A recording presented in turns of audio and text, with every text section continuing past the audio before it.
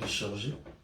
J'avais oublié de pouvoir, comment dirais-je, charger ça. Donc, je vais utiliser l'ancienne montre. On va ouvrir nos livres dans les livres de psaume. Dernière fois, on avait lu psaume, je crois, 45. 46, hein. Merci pour le rappel. Aujourd'hui, on va lire le psaume 47. Ah, heureusement, il y a la projection là-bas. Donc, on va lire tous ensemble. Au chef des chantres, des fils des Corée, psaume. Vous tous, peuple, battez des mains, poussez vers Dieu des cris de joie, car l'Éternel est très haut et redoutable. Il est un grand roi sur toute la terre. Il nous assujettit de peuple. Il met des nations sous nos pieds. Il nous a choisis pour notre héritage. La gloire de Jacob qu'il aime. Dieu monte au milieu des cris de triomphe. L'Éternel s'avance au son de la trompette. Chantez à Dieu, chantez, chantez à notre roi. Chantez, car Dieu est notre roi de toute la terre. Chantez un cantique. Dieu règne sur les nations. Dieu a pour siège son saint trône. Les princes de peuple se réunissent au peuple du Dieu d'Abraham, car à Dieu sont les boucliers de la terre. Il est souverain, élevé. Oh, je l'aime. Oui, je l'aime. Parce qu'il m'a aimé.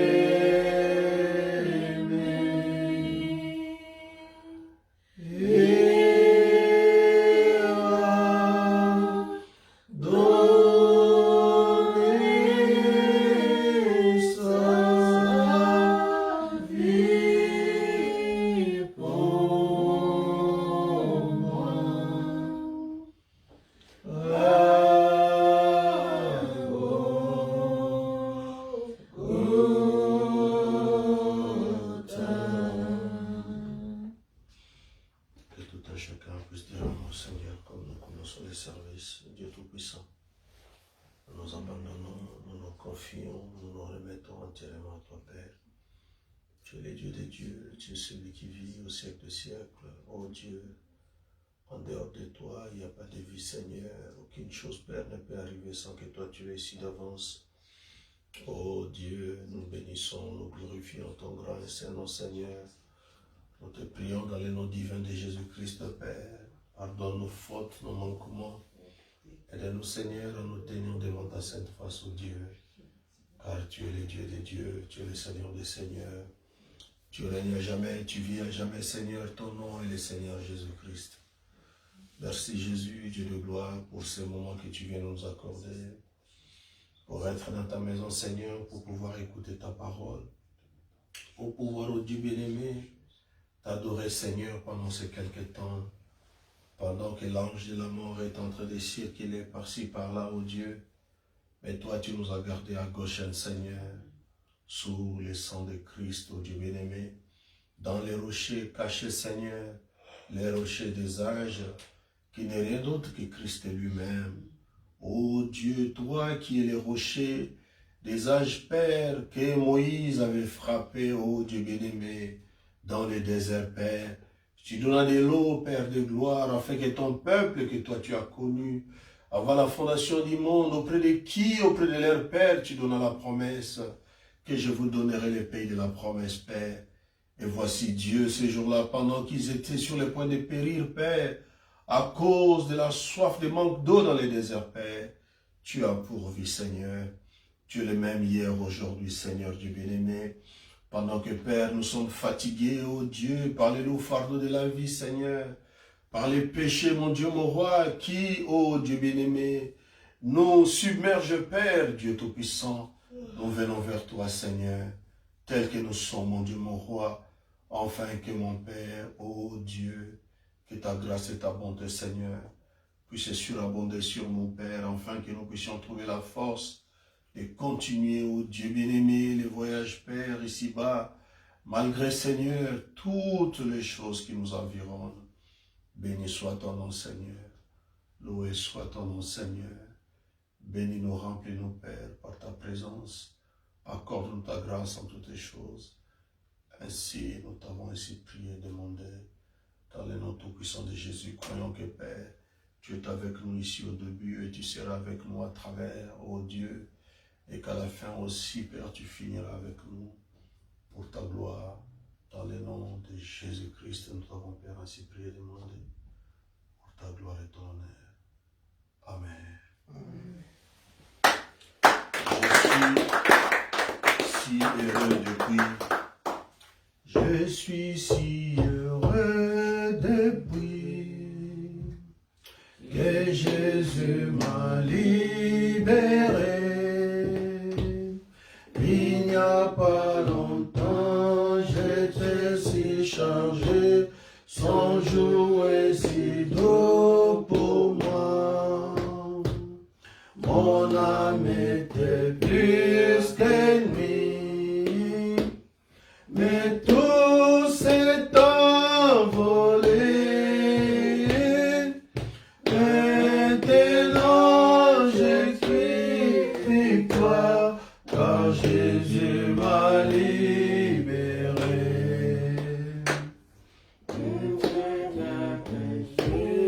Trône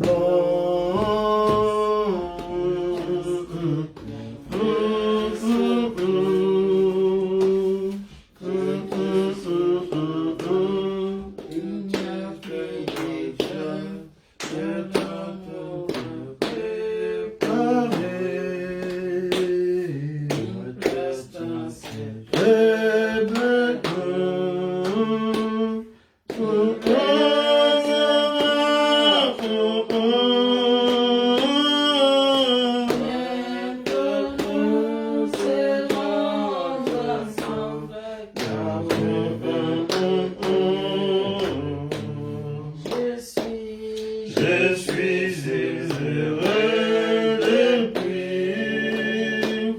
que Jésus m'a libéré. Il n'y a pas longtemps, j'étais surchargé, sans journée si doux pour moi. Mon âme était plus que lui. Tout s'est envolé. Maintenant j'ai victoire, car Jésus m'a libéré.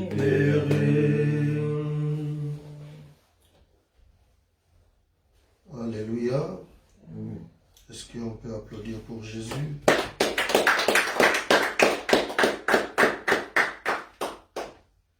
Pèlerin sur cette terre, je m'avance vers les cieux. Pays de lumière, c'est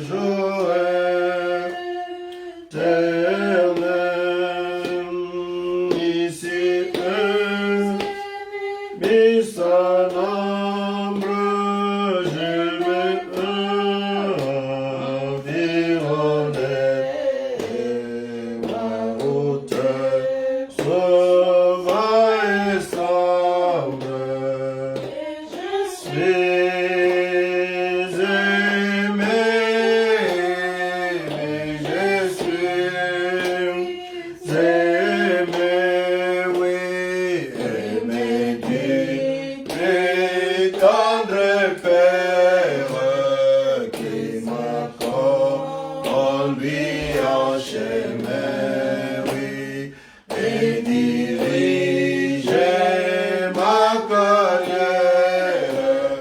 par sa sûre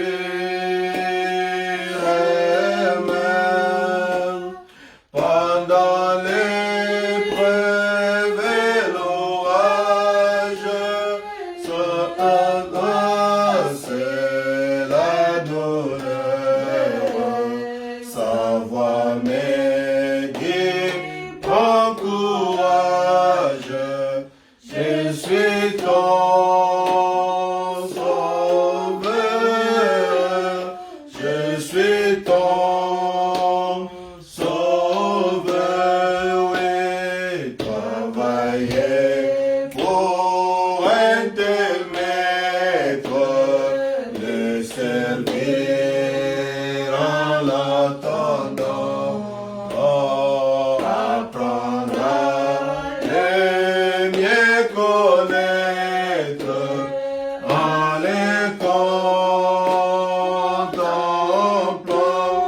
oui, quel bonheur comparable qui était mon sauveur, oui, mon sauveur adorable me conduit au port, me conduit au port, et les corsets des doux rivages où se serrent nos cœurs, où de Jésus-Christ l'image, la vie à nos cœurs, qu'importe dans la souffrance, Jésus vient devant les yeux, et bien près la délivrance, et s'ouvre nos yeux, et s'ouvre les yeux. Alléluia. Béni soit le nom du Seigneur. Est-ce qu'on peut applaudir pour Jésus? Alléluia. On va s'apprêter à pouvoir suivre la prédication. Hébreux chapitre 5 et 6. Alléluia.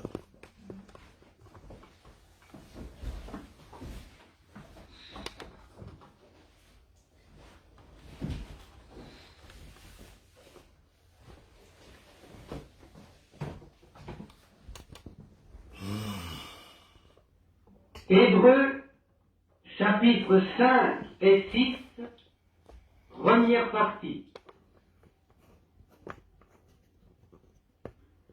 Du livre des Hébreux. Puis nous allons dans le 7e, le sacerdoce de Melchisédek, jusque dans ce grand jour d'expiation, et séparant, divisant l'expiation. Puis, dans ce grand chapitre de la foi, le chapitre 11, et le 12e chapitre, mettant de côté tout fardeau.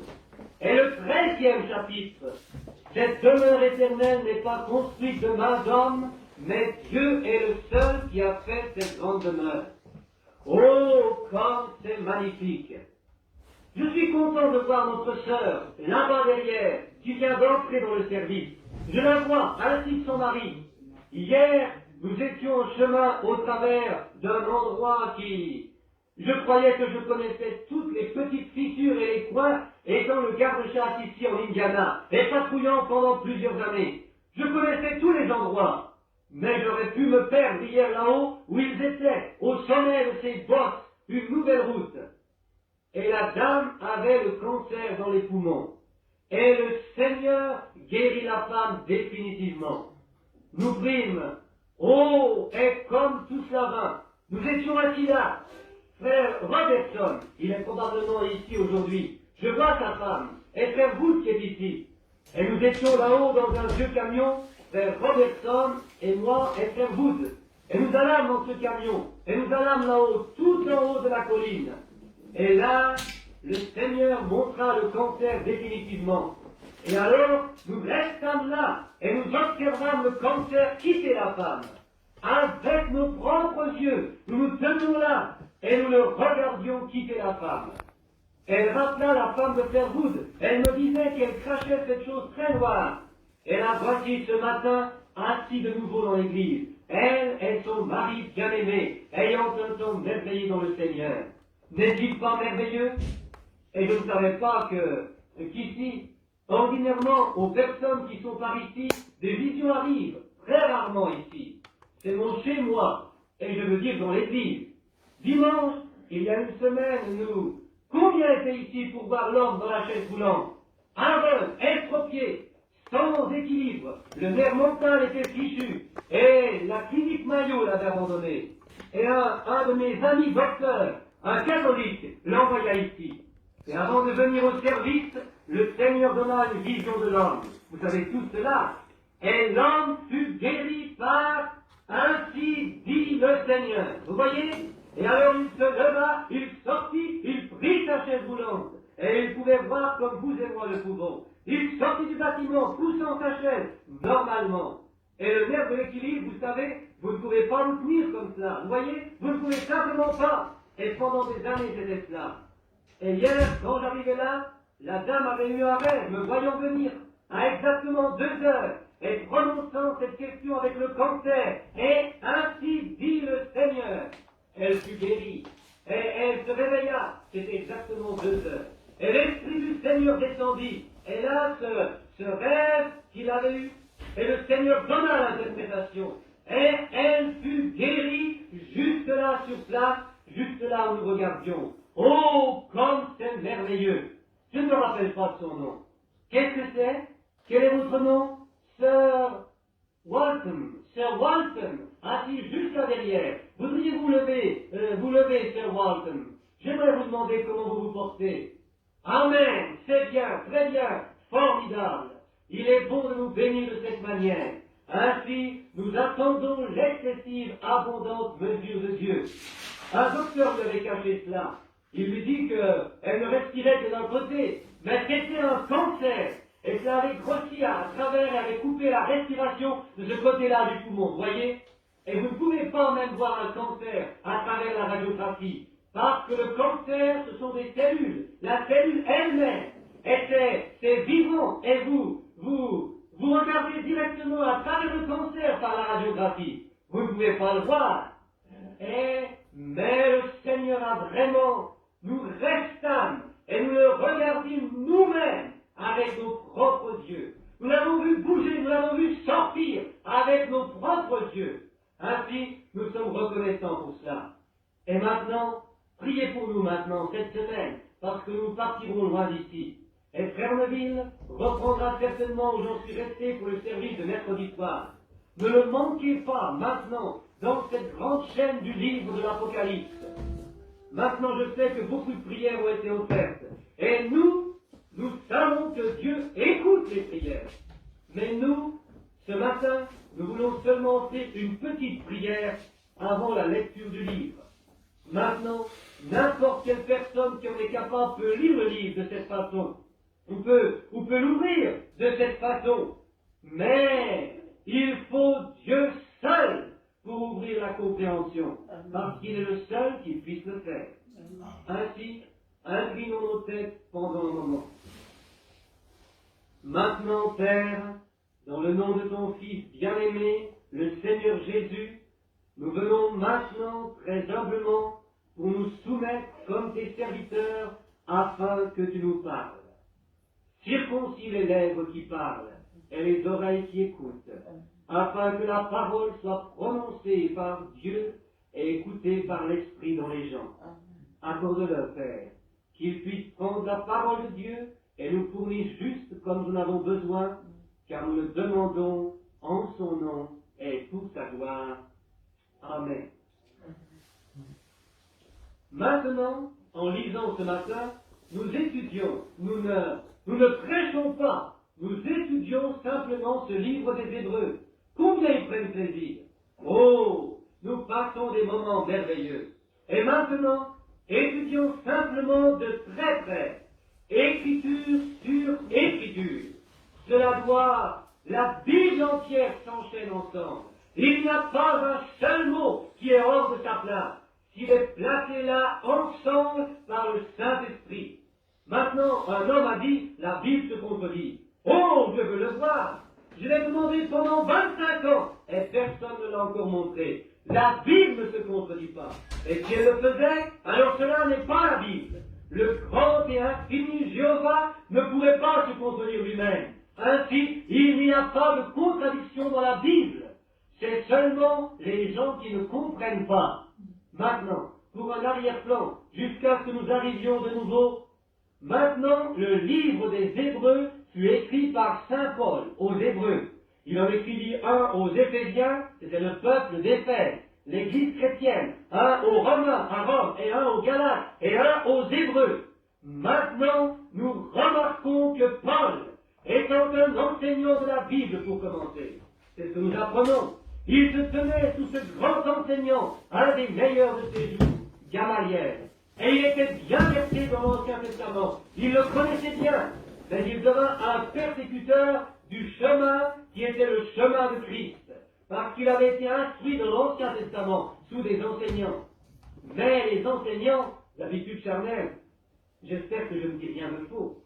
Mais normalement, si un homme a seulement l'enseignement et la façon des écoles, c'est normalement fait par les hommes. Vous voyez, ce n'est pas inspiré, parce que ça devient une doctrine d'une école. Nous avons cela aujourd'hui. Presbytériens, luthériens, pentecôtistes, toutes ces écoles ont leur théorie. Et ils enroulent simplement les Écritures dans tout cela.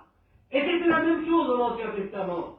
Mais Paul, étant bien entraîné et connaissant les Écritures mot pour mot, mais vous voyez, les Écritures, qu'importe combien vous les connaissez, si l'esprit ne les anime pas, alors la lettre tue. L'esprit donne la vie. Vous voyez, cela doit être animé ou vivifié par l'esprit.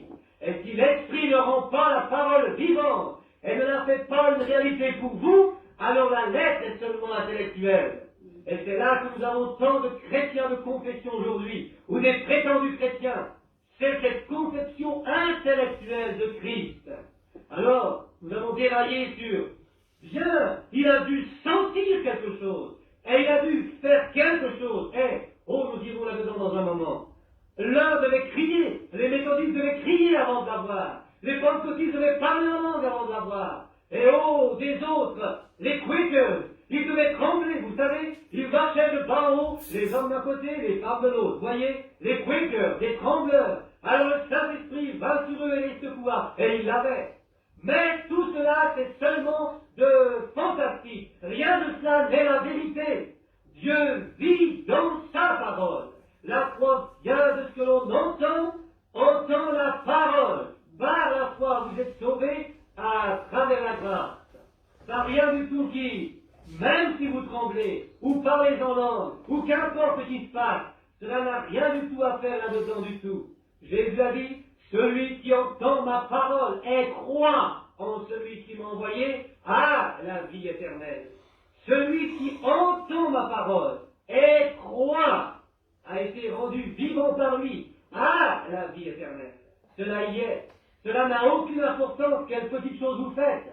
Maintenant, je ne m'oppose pas à ce que vous trembliez, ou au parler en langue, ou à trembler. Oh, que vous criez. C'est très bien, c'est bien. Mais ce sont seulement des attributs, vous voyez. Je pourrais vous donner une pomme d'un arbre, et vous n'auriez toujours pas l'arbre, vous voyez. Vous, ce sont des attributs. Mentir, voler, boire, fumer, jouer, commettre l'adultère, ne sont pas le péché. Ce sont les attributs de l'incrédulité, vous voyez. C'est ce que vous faites cela parce que vous êtes un pécheur. Voilà ce qui vous fait faire cela, parce que vous ne croyez pas. Et si vous croyez, alors vous ne faites pas cela. Alors vous avez l'amour, la joie, la paix, la longanimité, la bonté, la gentillesse, l'humilité, la patience. Voilà les fruits du Saint-Esprit. Vous voyez? Ainsi nous avons de petites choses, des petites sensations. C'est parce que l'homme est sorti du vieux sentier piétiné de la parole. C'est la parole. La foi vient de ce que l'on entend. Ainsi, quand Dieu a choisi Paul, l'homme a choisi Matthias, quand il tirait au sort, mais il ne fit jamais rien. Cela montre quelle puissance l'Église a alors pour faire un choix, pour élire leurs diacres, pour envoyer leurs prédicateurs à différents endroits. C'est souvent charnel. Qu'un homme aille où Dieu le pousse à aller. J'aime cela.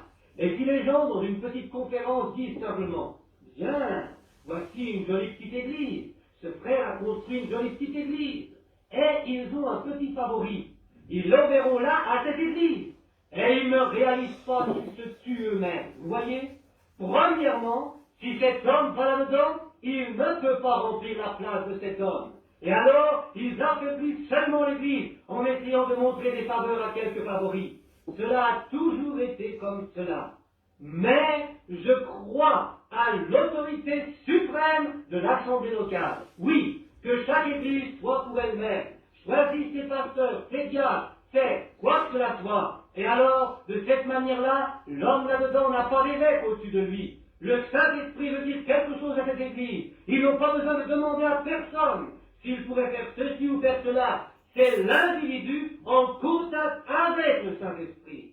Montrez-moi dans la Bible ce qui est plus grand dans la Bible qu'un ancien local dans l'Église locale. C'est juste. Oui, monsieur, la souveraineté de l'Église locale. Chaque Église en elle-même. Maintenant, la fraternité, c'est merveilleux. Toutes les églises devraient être en fraternité comme ça, ensemble. Mais la souveraineté de l'église locale.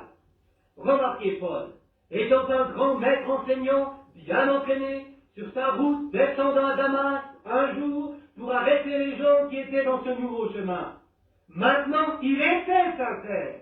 Dieu ne vous juge pas par votre sincérité. Je n'ai jamais vu de gens aussi sincères que les athées. Beaucoup d'entre eux tuent même leurs propres enfants et choses pour les sacrifier aux idoles. Ce n'est pas la sincérité.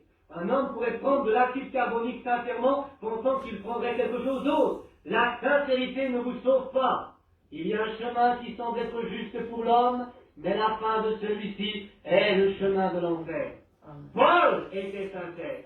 Quand il fut témoin de sa propre autorité de lapider Étienne.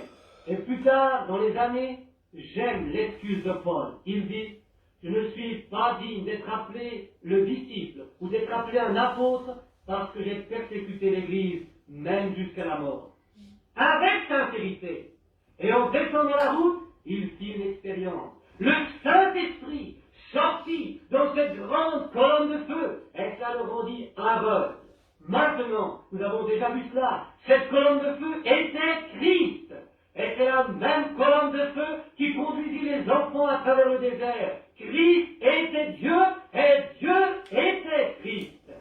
Dieu a été fait chair. Il habita dans le corps du Seigneur Jésus. Et Dieu était en Christ, réconciliant le monde avec lui-même, montrant ce qu'il était. Et dans la Bible, là-bas en arrière, dans les versets précédents, nous avons lu que il s'est fait lui-même plus bas que les anges, prenant la forme, pas celle des anges, mais prenant une forme de chair. Les anges n'étaient pas tombés, ils n'ont pas besoin de rédemption, mais la chair était tombée, des êtres humains, et ils avaient besoin de rédemption. Ainsi, dans les vieilles lois, un homme, pour être un rédempteur, premièrement, il devait être un proche parent. Le grand livre de Ruth, nous avons vu cela il n'y a pas longtemps, et comment Dieu, étant esprit, a été fait parent avec nous, en devenant un des nôtres, pour pouvoir nous sauver et nous donner la vie éternelle. Il devait devenir nôtre, afin que nous, par la grâce, puissions devenir comme lui. Et nous trouvons que la colonne de feu conduisit les enfants d'Israël. Et quand elle fut faite chair ici sur la terre, nous l'entendons parler un jour, et il prophète la colonne de feu. Il dit, dis-tu que tu es plus grand que notre père Abraham? Il dit, avant qu'Abraham ne soit, je suis. Qui était le je suis?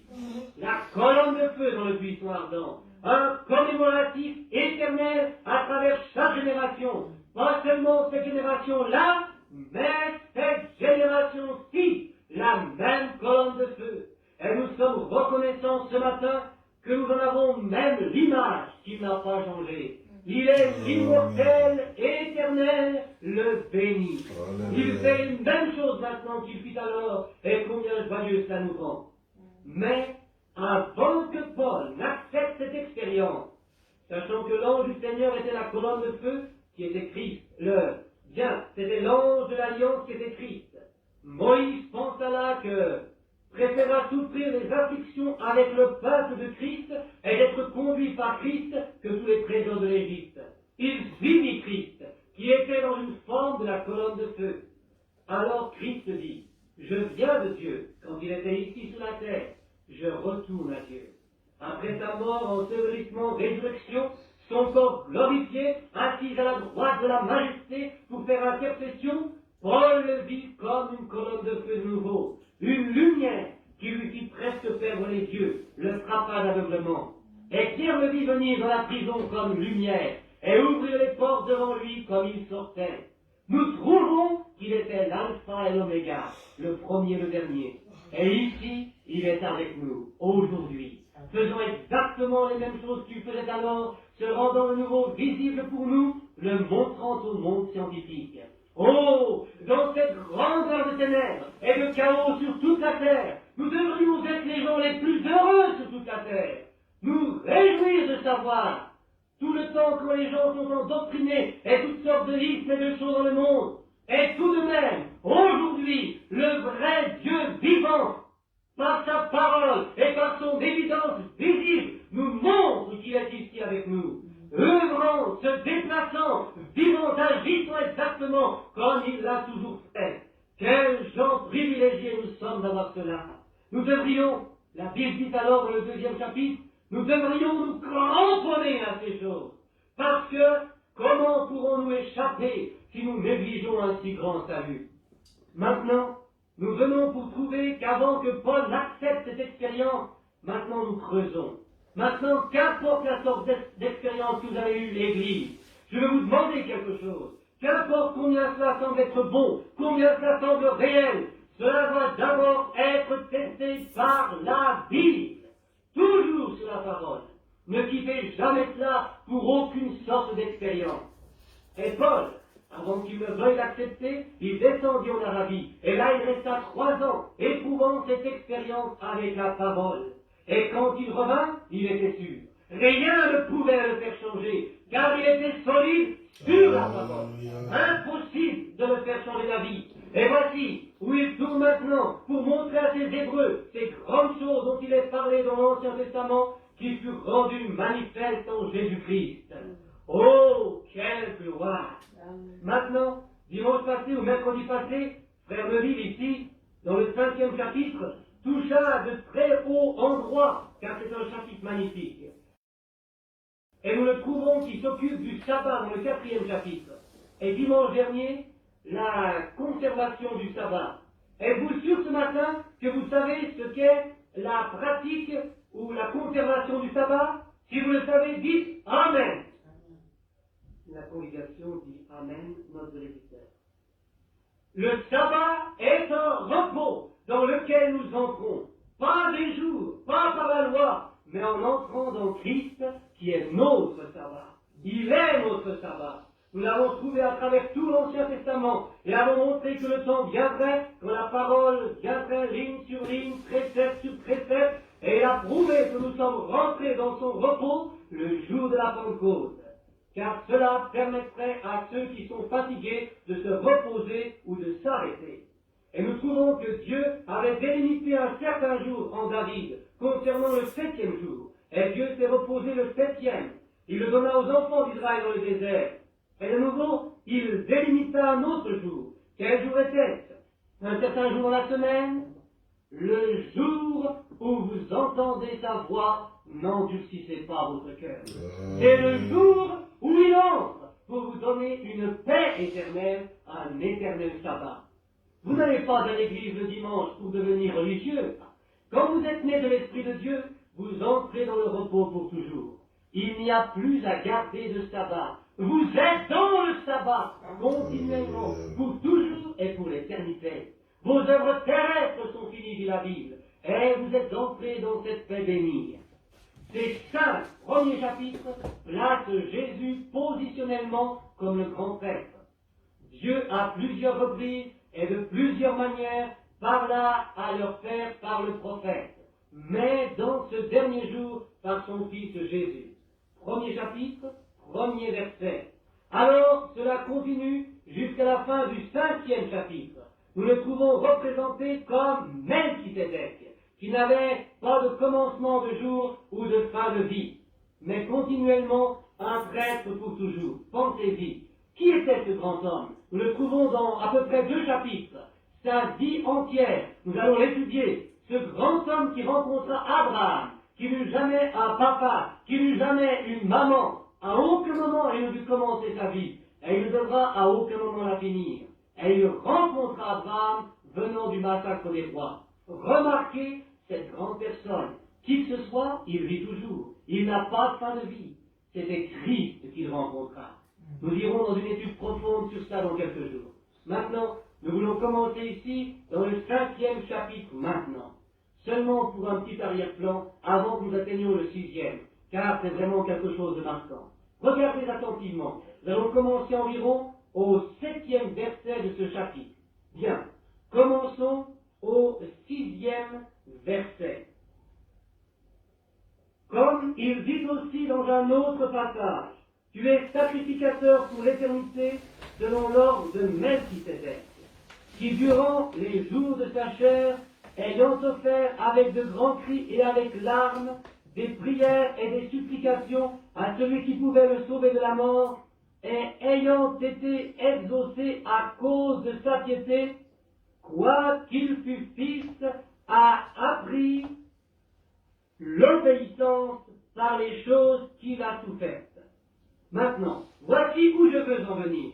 Ce 9e verset, écoutez, je suppose que Frère Neville le toucha mercredi, ce n'était pas ici. Bien, écoutez, et ayant été conduit ou élevé à la perfection, il est devenu pour tous ceux qui lui obéissent l'auteur du salut éternel, étant salué par Dieu selon l'ordre de Melchisédek.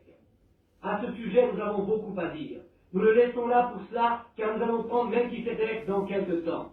Maintenant, nous allons commencer cela, notre étude régulière. J'aimerais pouvoir seulement lire le reste de cela pour un moment, le 11e verset, au sujet duquel nous avons beaucoup de choses à dire et qui sont difficiles à expliquer, puisque vous êtes devenus paresseux à écouter, ou lents à comprendre.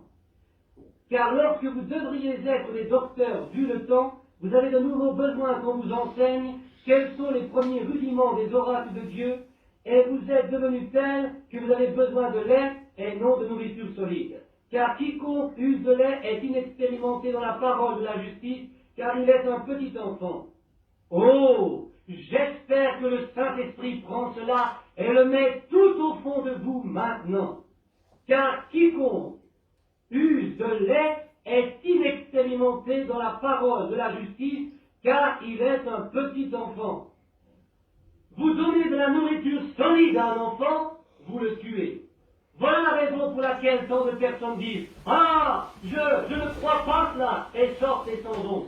Ce sont encore des bébés. Ils ne peuvent simplement pas comprendre. Ils ne peuvent simplement pas saisir la vérité. Cela les tue. L'Église devrait savoir aujourd'hui de grandes et puissantes choses, mais vous ne pourriez pas l'enseigner. Ils trébuchent cela. Ils ne savent pas quoi faire avec cela. Paul, parlant à ce grand groupe d'Hébreux, même à des érudits, il parlerait maintenant des érudits bien instruits. Nous trouvons cela dans un petit moment très savant. Mais les profonds mystères spirituels, l'Église est toujours aveugle à cela. Il dit, quand vous devriez enseigner les autres, vous êtes encore des bébés. Oh, je sais, il y en a beaucoup qui se lèvent et qui sortent et qui disent, oh, je n'ai plus besoin d'aller à l'église. Gloire à Dieu, le Saint-Esprit est venu, c'est lui l'enseignant. Quand vous avez cette idée, vous êtes seulement faux. Car pourquoi le Saint-Esprit a-t-il envoyé des enseignants ou des docteurs dans l'église? S'il devait être l'enseignant, vous voyez, il y a d'abord des apôtres, des prophètes, des docteurs, des évangélistes et des pasteurs. Le Saint-Esprit a mis des docteurs dans l'Église afin qu'ils puissent enseigner à travers ce docteur. Et si ce n'est pas en accord avec la parole, Dieu ne le confirme pas. Alors ce n'est pas l'enseignement juste. Cela doit se comparer avec la Bible entière, être aussi vivant aujourd'hui qu'elle était alors. Voilà la vraie chose rendue manifeste. Maintenant, observez. Mais la nourriture solide est pour les hommes faits, qui, par le fait de l'habitude, ont les sens exercés à discerner le bien et le mal. Savent ce qui est juste de ce qui est faux par le discernement. Maintenant, notez, commençons notre leçon maintenant, ce grand arrière-plan maintenant, commençons au premier verset. C'est pourquoi, laissant la parole élémentaire sur le Christ. Que dit-il? Tous ces 5 premiers chapitres ont été fondés sur Christ, pour montrer qui il est. Maintenant, nous laissons ces enseignements de la parole sur le Christ. Qu'avons-nous trouvé qu'il était? Nous le trouvons étant le grand Dieu Jéhovah, rendu manifeste dans la chair. Nous le trouvons n'être pas seulement un prophète, mais la plénitude de la divinité corporellement. Il était Jéhovah fait chair, et le corps Jésus, le tabernacle seulement. Dieu habitant dans l'homme, Dieu étant réconcilié avec l'homme à travers l'homme par la naissance virginale de son propre Fils. Et Jéhovah, l'Esprit, habitait en lui. Alléluia. Combien maintenant se rappelle l'étude de la divinité? Comme nous sommes allés en arrière, nous avons trouvé Dieu comme le grand arc-en-ciel avec tous les différents esprits, comme cela était. Et alors, le Logos sortit de Dieu, qui devint la théophanie, et c'était dans la forme d'un homme. Et Moïse l'a vu passer dans le creux du rocher. Et alors, cette théophanie a été faite absolument chair humaine, Christ. Et comme nous trouvons que nous, par sa grâce, nous avons la vie éternelle. Maintenant, le mot pour toujours signifie pour une distance ou pour un espace de temps. Il est dit dans la Bible, pour toujours et pour toujours, une conjonction. Mais pour toujours signifie seulement un temps. Mais éternel signifie pour toujours. Et seulement tout ce qui a eu un commencement a une fin. Mais les choses qui n'avaient pas de commencement n'ont pas de fin. Ainsi, Dieu n'avait pas de commencement et il n'a pas de fin. Et ainsi, de cela, Melchisédek, le grand prêtre, comme un homme, il n'avait pas de commencement et il n'a pas de fin. Et quand nous, à travers cette théophanie qui, nous avons été faits à l'image de Dieu, avant que le monde n'ait jamais commencé, quand cette théophanie a été faite chair et habitée parmi nous, alors par sa mort, nous-mêmes, recevons son esprit, et nous n'avons pas de fin. La vie éternelle, pas des anges, mais hommes et femmes. Oh, d'une manière ou d'une autre, si je pouvais seulement l'apporter d'une manière que mon auditoire puisse le saisir. Vous ne serez jamais un ange. Dieu a fait des anges, mais Dieu a fait l'homme. Et ce que Dieu fait sort de Dieu, ce qui aussi est éternel que Dieu est. Et l'homme est juste aussi éternel que son Créateur, car il a été fait d'éternité. Mais le péché a une fin, la souffrance a une fin. Donc il ne peut pas y avoir un enfer éternel. Il y a un enfer de feu et de soufre, et nous savons cela. Mais il n'y a pas d'enfer éternel. L'enfer a une fin. Cela peut aller des milliards d'années, mais finalement ça arrivera à une fin. La Bible ne dit à aucune place qu'ils souffriront éternellement. Elle dit pour toujours et pour toujours. Jonas pensait qu'il était dans le ventre de la baleine pour toujours aussi. Pour toujours signifie une distance ou une limite de temps. Mais éternel, c'est perpétuel. Cela n'a ni commencement ni fin. C'est comme un rond, un cercle. Et comme notre temps continue, nous sommes seulement en train de tourner autour des grands motifs de Dieu. Et le motif de Dieu était de faire l'homme à son image, pour communier et fraterniser avec lui. Et il le fit un être tangible. Maintenant, le péché nous amène dans une place de corruption, mais ça n'arrêta jamais le programme de Dieu. Et amis pécheurs, aujourd'hui, si vous n'êtes pas nés de nouveau de l'Esprit de Dieu, vous avez une fin quelque part. Et votre fin, c'est le chaos, dans la ruine et la souffrance et la misère. Mais vous, qui avez cru au Seigneur Jésus et l'avez accepté comme votre sauveur personnel, vous êtes aussi éternels que Dieu est éternel. Vous n'avez pas de fin. Je leur donne la vie même de Dieu éternel. Zoé. Et ils ne périront jamais ou ne viendront même pas en jugement, mais ils sont passés de la mort à la vie. Voilà ce qu'il était. Voilà pourquoi il est venu. Maintenant, Jésus, dans sa venue, de son sacerdoce, n'est pas seulement venu par simple sympathie. Beaucoup d'hommes l'enseignent comme cela, qu'il vient en disant, bien, peut-être que si je vais souffrir pour eux, je serai un spectacle pitoyable, et les gens viendront certainement vers moi. C'est une erreur.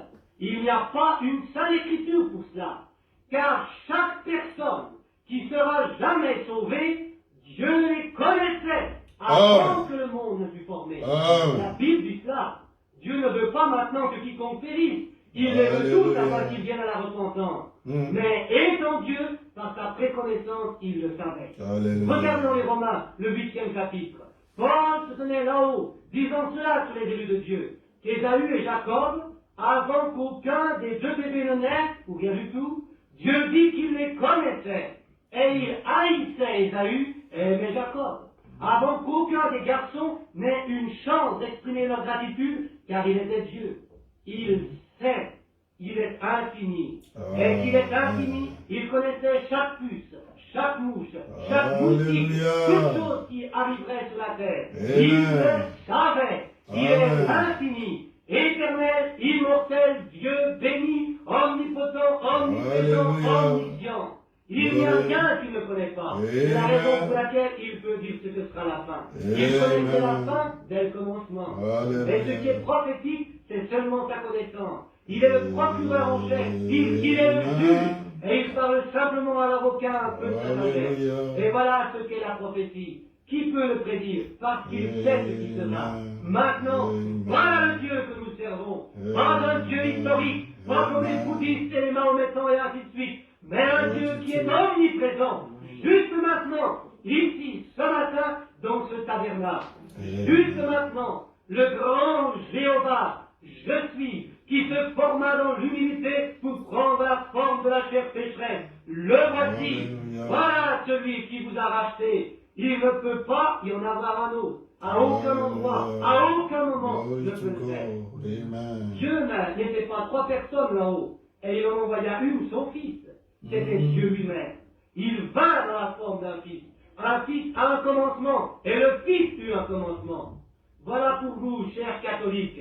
J'ai votre livre, Vérité de notre foi. Ils disent le Fils éternel de Dieu. Comment pouvez-vous exprimer ce mot? Comment pouvez-vous faire qu'il ait du sens?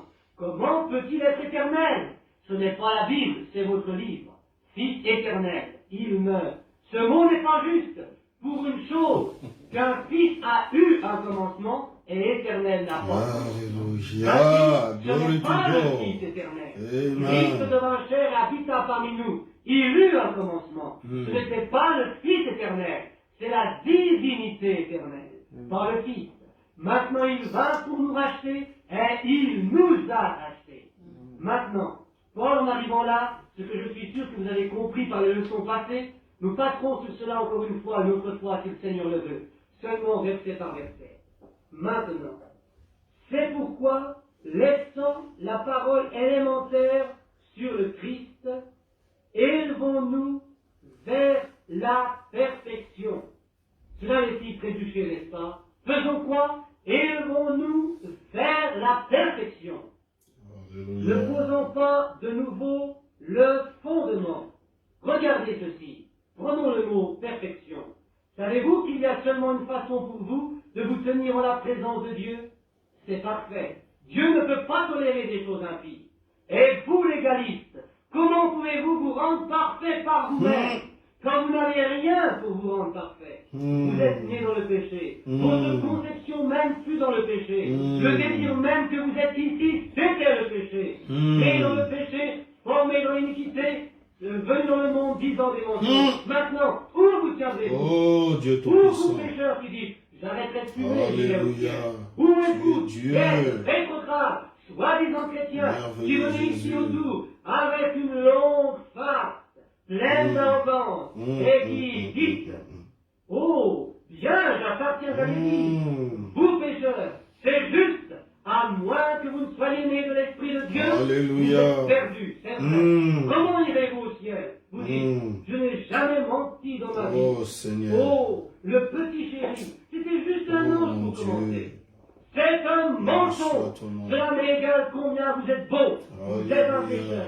Et vous n'avez Alléluia. aucune chose. Il n'y a Rien pas de du prêtre, tout. pas d'évêque, pas de cardinaux, pas de pape, ou rien d'autre qui puisse vous sauver, car il est dans le même bateau que vous. Nous allons dans ça dans quelques minutes. Juste dans la même condition. Il était le pape de Rome, est né dans le péché, formé dans l'iniquité, venu au monde en racontant des mensonges, né par le désir sexuel d'un homme et d'une femme.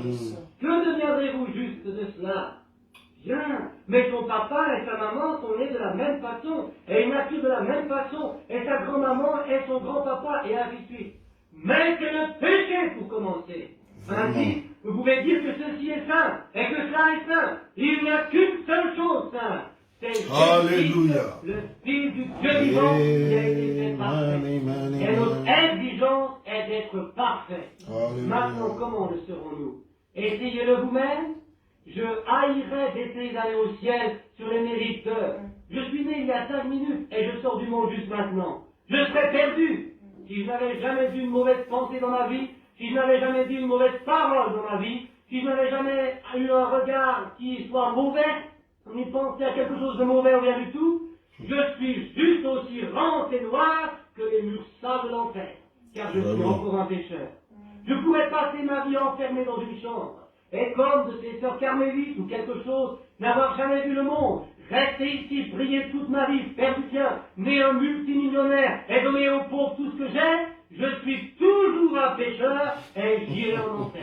Oui, monsieur, et je pourrais joindre l'église luthérienne, baptiste, pentecôtiste, presbytérienne. Si j'étais sur le registre d'El Verso et que je vivais royalement avec cette église jusqu'à 100 ans et que ma vie est prise et qu'aucun homme ne puisse me montrer du doigt et dire il n'a même jamais eu une mauvaise pensée, j'irai en enfer. Aussi sûr que je me tiens ici. Je suis un pécheur, c'est juste.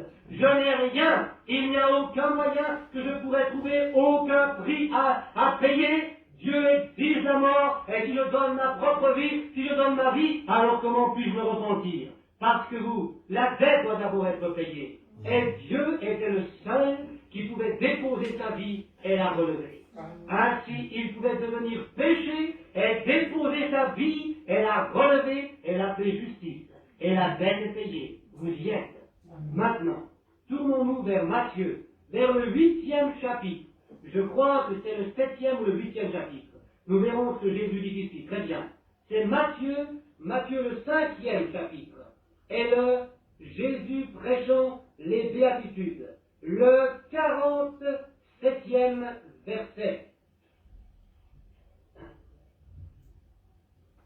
Et si vous saluez vos frères seulement, que faites-vous de plus que les autres?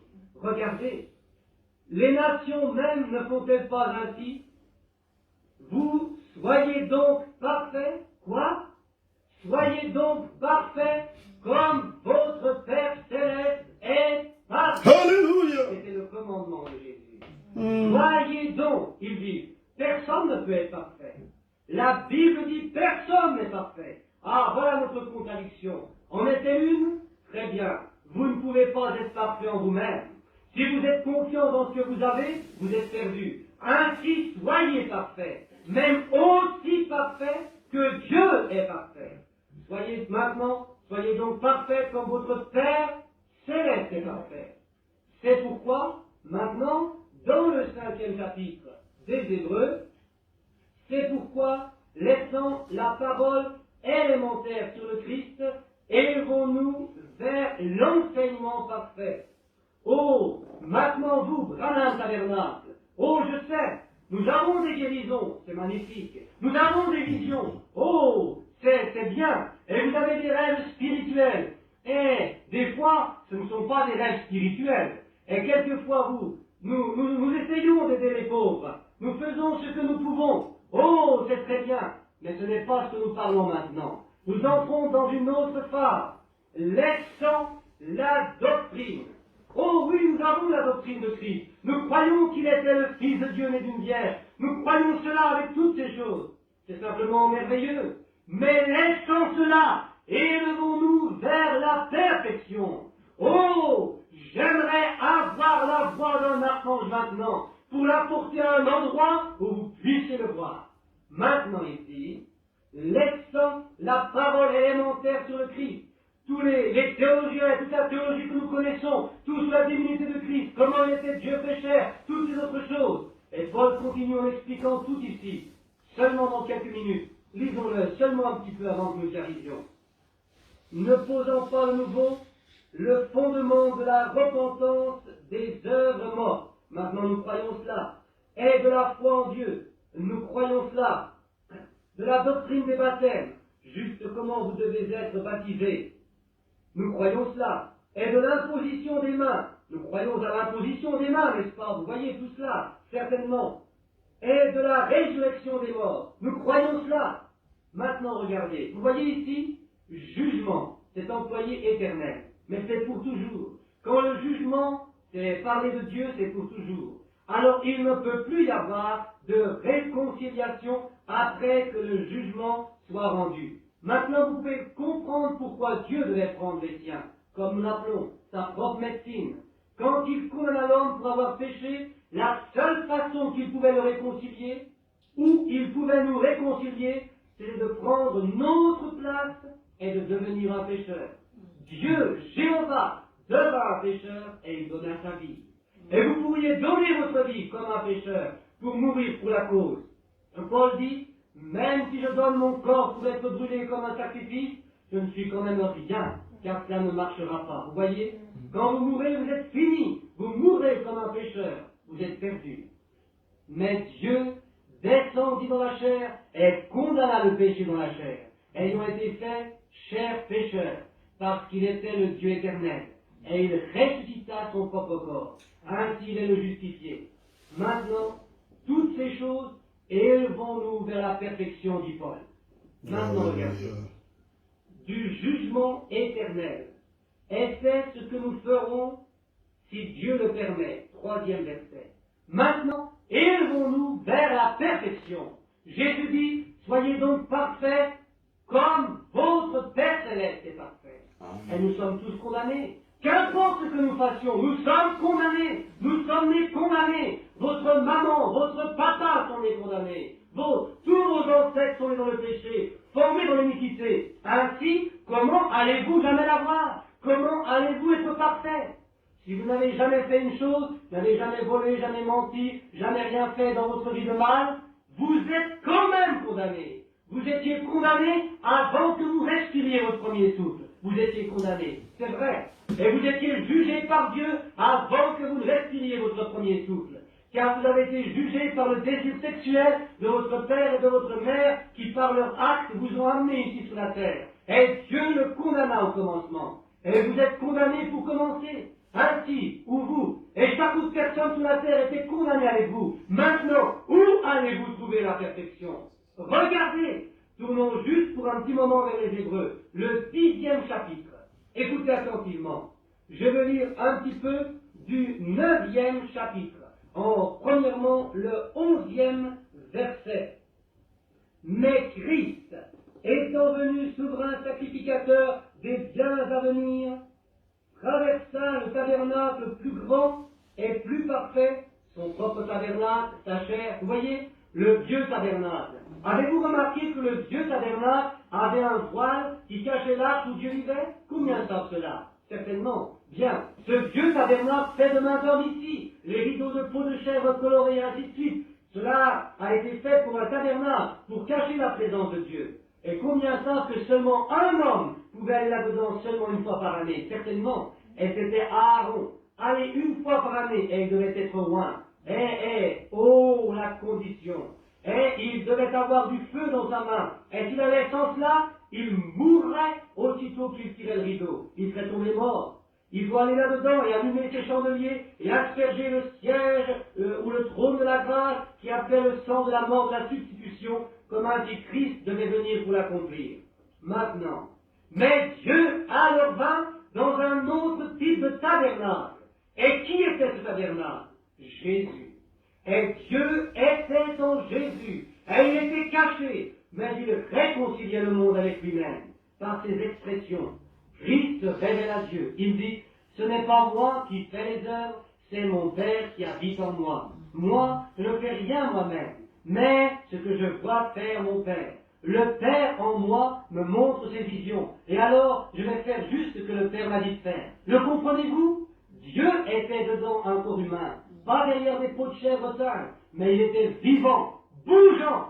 Dieu avait des mains, Dieu avait des pieds, Dieu avait une langue, Dieu avait des yeux, et c'était Christ. Le voilà. Maintenant, il s'en alla, et l'Esprit vint dans cela, afin que par sa mort, il puisse rendre parfaite l'Église, et rendre l'Église soumise. Et alors, le même Esprit qui était en Christ est dans l'Église, faisant les mêmes choses que Christ faisait. Un petit peu de temps, et le monde ne me verra plus. Mais vous, vous me verrez, car je serai avec vous, et même en vous, jusqu'à la fin du monde. Écoutez ceci maintenant. Mais Christ, étant venu comme souverain sacrificateur des biens à venir, traversa le tabernacle plus grand et plus parfait qui n'est pas fait de main d'homme, c'est-à-dire qui n'est pas de cette création. Il n'a pas été fait de main. Comment est-il né? Né d'une vierge. Et non avec le sang de bouc et de veau, mais avec son propre sang. Il est entré une fois pour toutes dans les lieux saints, que ce corps a jamais été sacrifié ou sanctifié, mais avec son propre sang. Vous savez que le sang vient du sexe masculin. Et alors quelqu'un a dit, oh, Jésus était un juif. Il n'était pas un juif. Oh, nous sommes sauvés par le sang juif. Non, nous ne le sommes pas. Si nous avions été sauvés par du sang juif, nous sommes toujours perdus. Jésus n'était pas un juif. Il n'était pas non plus un gentil, il était Dieu. Amen. Dieu le Père, l'Esprit, celui qu'on ne voit pas. Personne n'a jamais vu Dieu, mais le seul engendré du Père l'a révélé. Il manifestait Dieu, ce que tu étais. Maintenant, son Église est supposée manifester Dieu pour montrer ce que c'est. Vous voyez, que faisons-nous? Nous nous organisons. Je n'ai rien à faire avec eux, ils sont des méthodistes, ils sont des presbytériens. Je ne veux rien à faire avec eux, parce que moi je suis baptiste, je suis pentecôtiste. Vous êtes perdus avec de pareils motifs. Juste, qui peut se vanter? Qui peut dire quelque chose? Regardez la disgrâce qu'ont apporté les presbytériens. Regardez la disgrâce des baptistes. Regardez la disgrâce des catholiques. Regardez la disgrâce des pentecôtistes, nazaréens, des pèlerins de la sainteté. Regardez au reste. Mais je vous défie de le montrer du doigt. À cela, amen. Montrez du doigt quand le Dieu Tout-Puissant le dit. Celui-ci est mon fils bien-aimé, objet de mon affection, écoutez-le. Le voilà. Voilà celui qui est parfait. Maintenant, lisons un peu plus loin maintenant. Non avec le sang des boucs et des veaux, mais avec son propre sang, il est entré une fois pour toutes dans les lieux saints, ayant obtenu une rédemption éternelle. Le comprenez-vous? Une rédemption éternelle pour nous. Pas pour être racheté aujourd'hui, et de nouveau la semaine prochaine, quand le réveil commence, être de nouveau racheté. Et alors, oh, nous reculons et sommes rachetés de nouveau. Non, vous êtes rachetés une fois pour toujours. C'est juste. Pas de rachat. Une rédemption éternelle. Celui qui écoute ma parole et croit à celui qui m'a envoyé a la vie éternelle et ne viendra jamais en jugement. Mais il est passé. Il est passé de la mort à la vie. Parce qu'il a tremblé, parce qu'il a été baptisé d'une certaine manière, parce qu'il avait du sang dans ses mains, parce qu'il a cru au Fils unique de Dieu. Alléluia. Voilà comment nous avons la rédemption éternelle. Écoutez maintenant. Car si le sang des boucs et des taureaux et la cendre d'une génisse avec laquelle on fait aspersion sur ceux qui sont souillés sanctifient pour la pureté de la chair, combien plus le sang de Christ, qui par l'Esprit éternel s'est offert lui-même à Dieu sans tache, purifiera-t-il votre conscience des œuvres mortes pour que vous serviez le Dieu vivant?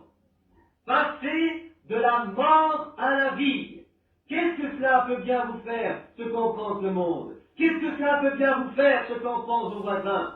Notre conscience est morte, et nous sommes régénérés, et nés de nouveau par l'Esprit de Dieu, pour servir le Dieu vivant et vrai. Voilà, vous y êtes.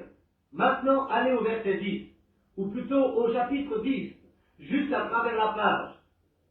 Car la loi, ayant l'ombre des biens à venir, non l'image même des choses, ne peut jamais, par les mêmes sacrifices que l'on offre continuellement, conduire à la P-E-R-S-E-C-T-I-O-N, P-A-R-F-A-I-T. C'est aussi parfait que cela. Laissant l'enseignement élémentaire de la parole du Christ, élevons-nous vers ce qui est parfait, l'enseignement parfait. La loi étant une ombre des choses à venir, toutes les ordonnances et les baptêmes et les autres choses qu'ils avaient ne pouvaient jamais rendre l'adorateur parfait. Et tout de même, Dieu demande la perfection. Si vous vous joignez à l'église des Nazaréens, cela ne vous rendra jamais parfait. Vous joindre à l'église baptiste, pentecôtiste, quoi que cela soit, cela ne vous rendra jamais parfait. Être un homme bon et loyal, cela ne vous rendra jamais parfait. Vous ne pouvez pas mériter une chose. Il n'y a rien que vous puissiez mériter. Vous êtes perdu. Vous dites, bien, j'ai gardé la loi, j'ai gardé le sabbat, j'ai gardé ceci, toutes les ordonnances de Dieu, je fais ceci. Paul dit, laissons de côté toutes ces choses maintenant. C'est très bien, mais nous ferons ceci, nous baptiserons les fidèles, nous leur imposerons les mains pour leur guérison, et ainsi de suite. Oh, nous pourrions prendre verset par verset chacune de ces choses. Le baptême, nous y croyons. Il y a une seule espérance, un seul Seigneur, une foi, un baptême. Nous croyons qu'il y a un baptême. Nous croyons à la résurrection des morts, absolument. Nous croyons que Jésus est mort et qu'il est ressuscité. Nous croyons cela. Imposez les mains aux malades, c'est ce qu'il est dit. Ces signes suivront ceux qui auront cru. Ils imposeront les mains aux malades et ceux-ci retrouveront la santé. Nous croyons cela. Mais qu'est-ce que cela? Paul a dit, ce sont toutes des œuvres mortes. C'est quelque chose que vous faites. Maintenant, élevons-nous vers la perfection. Oh, Marie, nous arrivons dans le tabernacle, pas dans les fondations, le tabernacle lui-même. Ce sont les fondations, la loi et la droiture, et joindre l'église, et être baptisé et imposer les mains, ce sont tous des ordres de l'église. Mais élevons-nous vers la perfection. Et il n'y en a qu'un qui est parfait, c'est Jésus. Amen. Comment allons-nous en lui? Par les méthodistes? Non. Les pentecôtistes? Non. Les baptistes? Non. Par quelque église? Non. Les catholiques romains? Non. Comment allons-nous en lui? Romains 8, 1. Il n'y a donc maintenant aucune condamnation pour ceux qui sont en Christ, qui ne marchent pas d'après les choses du monde, la chair, mais d'après l'esprit. Voyez-vous, qui ne prête aucune attention à ce que le monde a à dire. Bien que vous soyez malade et que le docteur dise vous allez mourir, vous n'y prêtez aucune attention. Cela ne vous tourmente pas du tout. S'ils disent vous devez devenir un catholique avant d'être sauvé, ou un presbytérien, vous devez faire ceci, vous n'y prêtez aucune attention. C'est pourquoi il n'y a pas de condamnation pour ceux qui sont en Jésus-Christ, qui ne marchent pas selon la chair, les choses qu'ils voient. Tout ce que vous voyez avec les yeux, c'est du monde. Mais ce sont les choses que vous voyez dans votre esprit, à travers la parole qui est le miroir de Dieu, qui reflète ce qu'il est et ce que vous êtes. Alléluia. Oh, cela vous dit, c'est le seul livre dans le monde qui vous dit d'où vous venez, qui vous êtes et où vous allez. Montrez-moi n'importe quelle page de littérature, n'importe où, avec toute la science ou n'importe quoi d'autre, tous les bons livres qui ont été écrits. Aucun ne peut vous dire cela. C'est le miroir de Dieu qui montre ce qu'il est et ce que vous êtes. Alors, Entre les deux, il y a la ligne de sang qui montre ce que vous pouvez être si vous voulez faire le choix. Vous y êtes.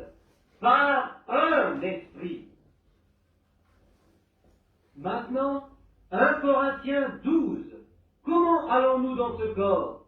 En serrant des mains? Non, monsieur. En vous joignant à l'église? Non, monsieur. En étant baptisé en arrière? En avant? Au nom du Père, Fils et Saint-Esprit? Dans le nom de Jésus-Christ? Dans le nom de la rose de Saron, le lys de la vallée, l'étoile du matin? Ou quoi que ce soit que vous vouliez? Cela n'a rien à faire avec cela. C'est seulement une réponse d'une bonne conscience envers Dieu. Et tout de même, nous nous agitons, nous nous émouvons, nous nous disputons et nous nous séparons et nous faisons encore des différences. C'est juste. Mais tout cela, ce sont des œuvres mortes. Nous devons nous élever vers la perfection. Ce sont des choses que j'ai faites. Un ministre vous a baptisé. Qu'il vous ait baptisé le visage en avant, en arrière, ou 3 fois, 4 fois, ou 1 fois, ou peu importe comment il l'a fait. Cela n'a rien à faire avec cela. Vous êtes seulement baptisé dans la communion de cette Église, de toute façon, prouvant à cette Église que vous croyez à la mort, l'ensevelissement et la résurrection de Christ. Imposer les mains pour la guérison des malades, c'est merveilleux, mais c'est tout naturel. Et ce corps mourra de nouveau, aussi certain que vous vivez. Il mourra de nouveau. Maintenant, laissons de côté toutes ces choses et élevons-nous vers la perfection. Comment nous élevons-nous vers la perfection? C'est ce que nous voulons savoir. Christ est parfait. Dieu a mis sur lui toutes nos iniquités. Il a été blessé pour nos transgressions, meurtri pour nos iniquités. Le châtiment qui nous donne la paix est tombé sur lui. Par ses meurtrissures, nous avons été guéris. Voilà le corps où nous voulons aller. Voilà le corps. Pourquoi? Si vous êtes dans ce corps, vous ne verrez jamais le jugement. Vous ne goûterez jamais à la mort. Vous êtes libérés de toute mort, jugement, péché et de toutes ces autres choses quand vous êtes dans ce corps. Et comment y entrons-nous, prédicateurs? En nous joignant à ce tabernacle? Vous êtes quand même perdus. De toute façon, vous ne pourriez pas le joindre, car nous n'avons pas de registre de membres. Comment entrons-nous en lui? En nous joignant à une église? Non, monsieur. Comment entrons-nous en lui? Vous y êtes nés. 1 Corinthiens 12. Car, par un esprit, nous sommes tous baptisés dans un même corps. Par le baptême du Saint-Esprit, nous sommes baptisés dans ce corps et sommes libérés du péché. Dieu ne vous voit plus, il voit seulement Christ. Et quand vous êtes dans ce corps, Dieu ne peut pas juger ce corps. Il l'a déjà jugé. Il prit notre jugement et nous invite à entrer. Et par la foi, à travers la grâce, nous marchons et acceptons notre pardon. Et le Saint-Esprit nous amène dans cette communion avec lui. Et nous ne marchons plus selon les choses du monde, mais nous marchons selon l'Esprit. Alléluia.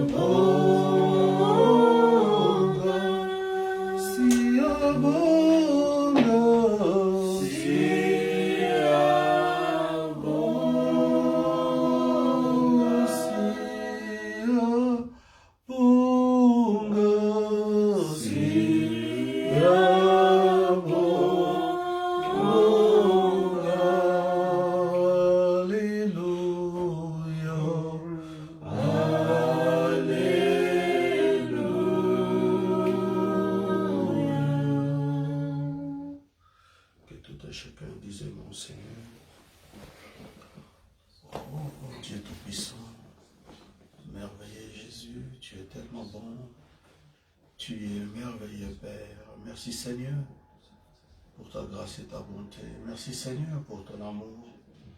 Merci Seigneur pour ta parole. Merci Seigneur pour tout ce que Père de gloire, tu ne cesses de faire pour ton peuple.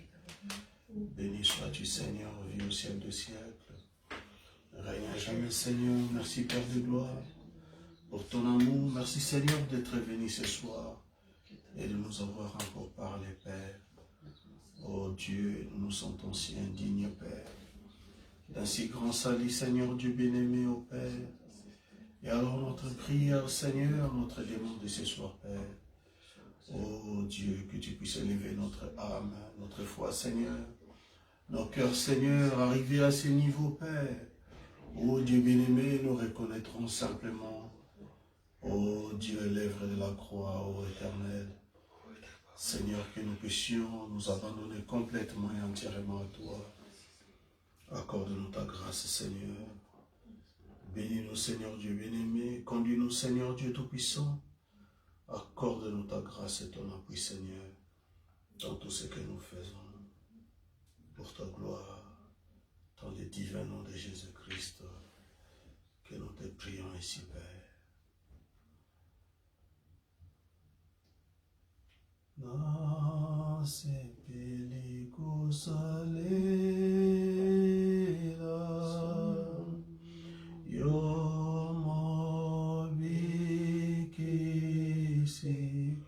yomo bikisi na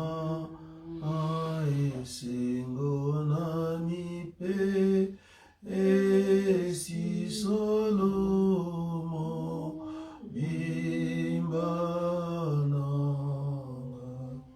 koloka mataka amata motema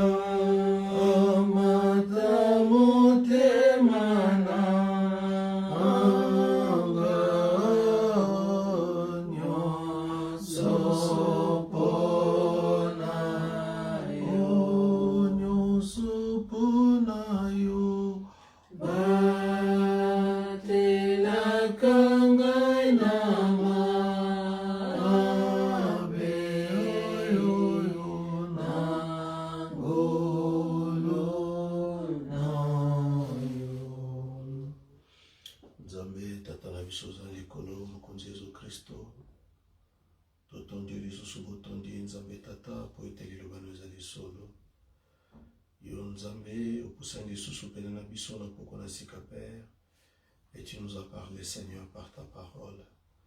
Seigneur, nous la recevons et nous disons merci à ta parole, Père. Oh Dieu, merci pour ta merveilleuse parole, Père. Merci, mon Dieu, mon roi, pour toutes les recommandations, Père de gloire, que toi, tu nous as accordées ce soir, Père.